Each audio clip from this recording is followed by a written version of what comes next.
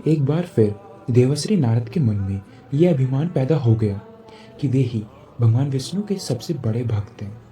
वे सोचने लगे, मैं रात दिन भगवान विष्णु का गुणगान करता हूँ, फिर इस संसार में मुझसे बड़ा भक्त और कौन हो सकता है। किंतु पता नहीं श्री हरि मुझे ऐसा समझते हैं या नहीं। यह विचार कर नारद भगवान विष्णु के पास क्षीर सागर में पहुंचे और उन्हें प्रणाम किया। विष्णु जी बोले, आओ नारद, कहो कैसे आना हुआ। नारद बोले, भगवान मैं आपसे एक बात पूछने आया हूँ।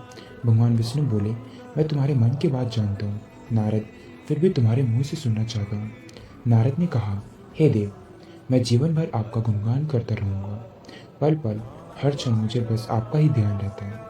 आप मुझे ये बताइए कि क्या मुझसे भी बड़ा आपका कोई अन्य भक्त है संसार में। भगवान विष्णु समझ तो पहले ही गए थे कि नारद को अपनी भक्ति पर अभिमान पैदा हो गया है, किंतु अपने मन की बात छुपाकर वे बोले, नारद, इस प्रसंग के लिए तो तुम्हें मेरे साथ मृत्यु लोक चलना पड़ेगा। नारद बोले, ठीक है भगवान, मैं मृत्यु लोक चलने के लिए तैयार हूँ। भगवान विष्णु नारद को लेकर मृत्यु लोक चल पड़े। धरती पर पहुंचकर दोनों ने किसान का भेष धारण किया और एक गांव के किनारे बनी एक झोपड़ी की ओर चल पड़े। विष्णु बोले, नारद, मेरा एक बहुत बड़ा भक्त यहाँ इस कुटिया में रहता है। आश्चर्य है, क्या मुझसे बढ़कर भी किसी की भक्ति हो सकती है। नारद के मुख से निकला, क्या वह भी मेरी तरह आपका ध्यान लगाए रखता है। आओ स्वयं ही जान लोगे। विष्णु ने कहा और उस कुटिया की ओर बढ़ गए। किसान उस समय कुटिया के बाहर अपनी गाय को बांध रहा था। उसके मुख से हरि हरि गोविंदा का स्वर निकल रहा था। किसान भेषधारी विष्णु ने उसके निकट जाकर नारायण नारायण कहा तो किसान ने विनीत स्वर में पूछा, आप कहाँ से आए हैं भद्र, मेरे लिए कोई सेवा हो तो निसंकोच बताइए। किसान वेशधारी भगवान विष्णु ने कहा, हम नगर जा रहे हैं पर अंधेरा गिरने लगा है। वन में जंगली जानवरों का डर है, इसलिए रात भर पनाह चाहते हैं। किसान ने प्रसन्न भाव से कहा, मेरी कुटिया में आपका स्वागत है भद्र, और जो रूखा सूखा घर में है आपके लिए हाजिर है। भगवान ने मुझे आप लोगों की सेवा करने का अवसर दिया है, बड़ी कृपा है उनकी। बाहर दलान में एक खटिया पर दोनों को बिठाकर किसान अंदर गया और अपनी पत्नी से कहा, देवी, दो अतिथि आए हैं। किसान की पत्नी उस समय अपने बच्चों को भोजन परोस रही थी। धीरे से आटे का बर्तन दिखाती हुई बोली, घर में तो इतना सही आटा है और ये बच्चे और भोजन मांग रहे हैं। किसान बोला, कोई बात नहीं, हम अतिथियों का भरपेट भोजन कराएंगे, तुम बच्चों को आज कांजी बनाकर पिला देना। नारद और भगवान विष्णु ने उन दोनों का सारा वार्तालाप सुना, फिर भी परीक्षा के लिए भोजन की थाली पर बैठ गए। जब दोनों भरपेट भोजन कर चुके तो नारद सोचने लगे, ये सीधा साधा किसान भगवान का सबसे बड़ा भक्त कैसे हो सकता है। उधर श्री हरि ने किसान से और भोजन लाने की फरमाइश कर दी। बोले, मेरा पेट अभी नहीं भरा, क्या और भोजन मिलेगा। किसान रसोई घर में गया और जाकर पत्नी से पूछा, कुछ और भोजन बचा है क्या। पत्नी बोली, बच्चों के लिए कांजी बनाई है, बस वही शेष है। विष्णु और नारद वह भी पी गए। किसान और उसके परिवार को भूखा ही सोना पड़ा। भूखे बच्चे माँ का आंचल थाम कर उठे, माँ, नींद नहीं आ रही है, मुझे बड़े जोर से भूख लगी है। पिताजी ने उन अतिथियों को कांजी क्यों पिला दी। किसान ने बच्चे के सर पर हाथ फेरते हुए कहा, अतिथि को भोजन कराना स्वयं विष्णु भगवान को भोग लगाने के समान है बेटा।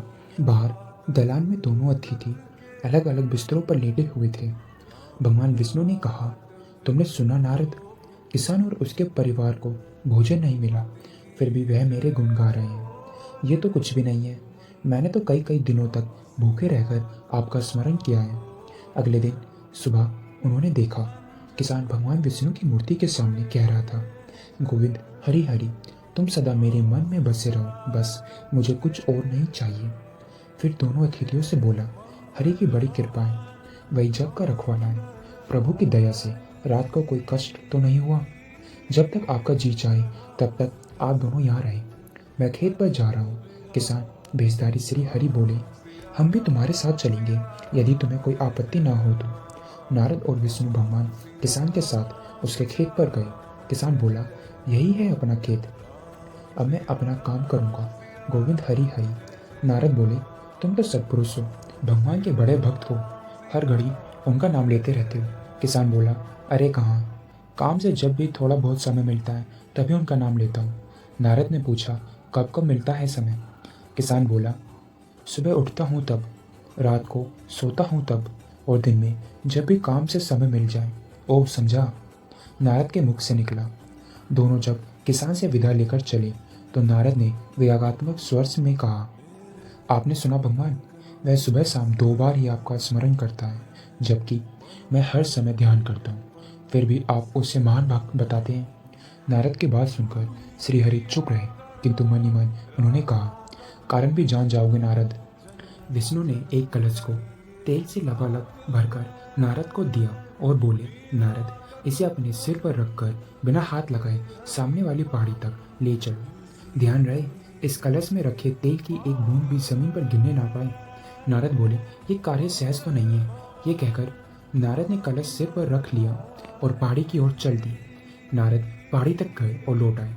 विष्णु बोले, लौट आए नारद, ठीक है, अब यह बताओ कि इतनी दूर जाने और आने में तुमने कितनी बार मेरा स्मरण किया है। नारद बोले, एक बार भी नहीं भगवान। करता भी कैसे, मेरा सारा ध्यान तो तेल और कलश की तरफ लगा हुआ था। श्री हरि बोले, तब तुम ही सोचो, वह किसान दिन भर कठिन परिश्रम करता है, फिर भी 2-4 बार मेरा स्मरण जरूर करता है, और तुम एक बार भी मेरा स्मरण नहीं कर पाए। विष्णु की बात सुनकर नारद को अपनी भूल का आभास हुआ। वह श्रीहरि के चरणों में गिरकर बोले, मान गया प्रभु, जो संसार के झंझटों में रहकर भी आपका स्मरण करते हैं, वे ही सबसे बड़े भक्त हैं।